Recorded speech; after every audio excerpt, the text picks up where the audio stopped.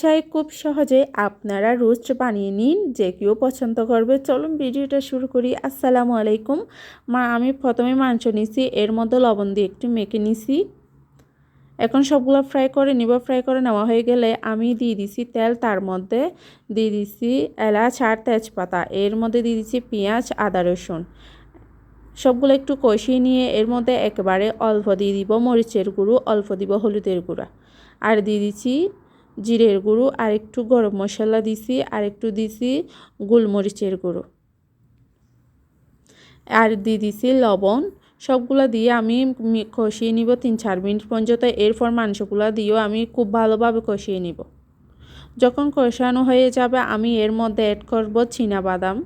এগুলো আমি ব্লেন্ডার করে রাখছিলাম ফ্রিজে, ওইখান থেকে নিয়ে দিছি। আর দিচ্ছি 3 টেবিল চামচ গুঁড়ো দুধ দিয়ে আমি এর মধ্যে পানি দিয়ে প্রায় 3 থেকে 4 মিনিট পর্যন্ত জাল করতে থাকবো। আপনারা যদি আমার মতো সেম টু সেম যদি রোস্ট বানান তাহলে তো কোনো কথাই নেই, যে খাবে সেই তো আপনার প্রশংসা করে ছাড়বে। এখন আমি দিয়ে দিচ্ছি পেঁয়াজের বেরেস্তা, তার মধ্যে দিয়ে দিচ্ছি রোস্টের মশলা। একেবারে অল্প দিবেন, তাও রান্নার শেষ হওয়ার একটু আগে দিবেন। যদি রান্না শুরুতে দেন তেমন একটা স্বাদ আসে না। এটা হচ্ছে গোপন টিপস, আপনারা সব সময় চাইবেন রোস্টের মশলা শেষে দেওয়ার জন্য।